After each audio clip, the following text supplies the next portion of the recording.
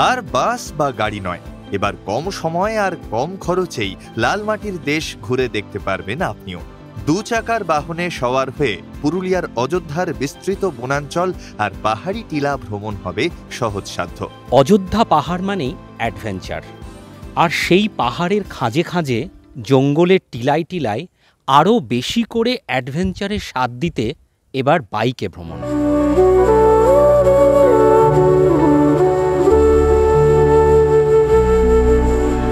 পুরুলিয়ার না জানা গন্তব্য থেকে শুরু করে পাহাড়ি আঁকা বাঁকা পথ পেরিয়ে একের পর এক স্থান ঘুরে দেখা সবটাই সম্ভব হবে এখন বাইকেই। আর সেই একাকী ভ্রমণের পথ জুড়ে শুধুই থাকবে অ্যাডভেঞ্চার।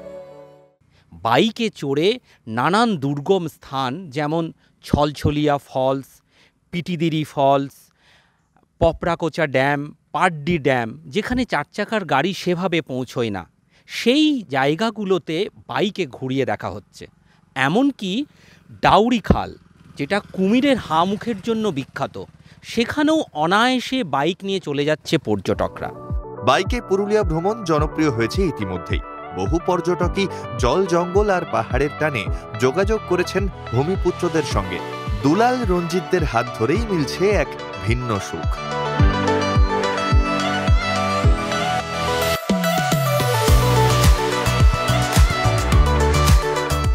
আপনি বাইক রাইডারের কাজ কতদিন করছেন অযোধ্যা পাহাড়ে? বেসিক্যালি দুর্গাপুজোর আগে, 2-3 মাস আগে।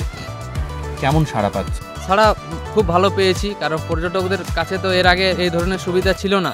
যারা আসতেন তারা সুইফট ডিজায়ারে আসতেন বা বোলেরো গাড়িতে আসতেন, আর অন্য কোনো অপশন ছিল না। তো যেহেতু আমরা নতুন করে, আমরা যেহেতু বেকার ছেলে, নতুন করে আমরা এই বাইকে ঘোরার সুবিধা করেছি, তো পর্যটকদের কাছে ভালো সুবিধা পেয়েছি, তারা অনেক সুবিধা পেয়েছে এবং আমাদেরও কিছু কি বলবো, যে টাকা পয়সা উপার্জন হচ্ছে এবং ব্যাপক সাড়া ফেলেছে।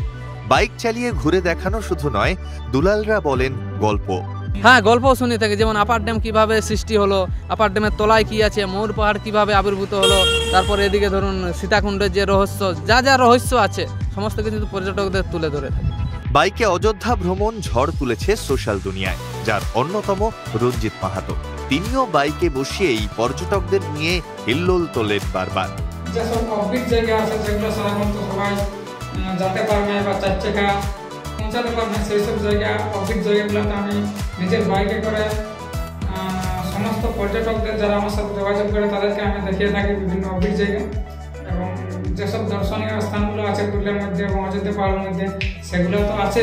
তাছাড়া যেসব জায়গাগুলো আপনার মনে করুন পর্যটকরা যেতে পারে না বা জানে না, কিংবা হয়তো অনেকে নামও শুনেছে, জানেছে, কিন্তু সেখানে 4 চাকা যাওয়ার মতো রাস্তা নাই, সেরকম কিছু অফবিট জায়গা আছে, সেই জায়গাগুলোতেও আমি আমার বাইকে করে পর্যটকদের নিয়ে যাই।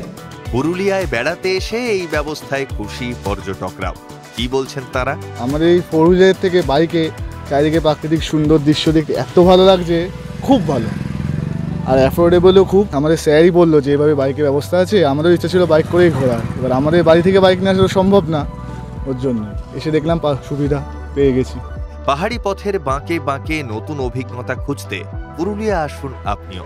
রামরাজ্য ছাড়িয়ে এই অযোধ্যা আপনাকে দেবে দুদণ্ড শান্তি, যেখানে বসে আপনিও হয়তো গুনগুন করে গেয়ে উঠতে পারেন, এই পথ যদি না শেষ হয় তবে কেমন হতো তুমি বলো তো। ফলে শীতে এবার বেড়াতে এলে অবশ্যই বাইকে ভ্রমণ করুন অযোধ্যা পাহাড়। ক্যামেরায় অমিত লাল সিংদেওয়ের সঙ্গে সুমিত বিশ্বাস, সংবাদ প্রতিদিন .in।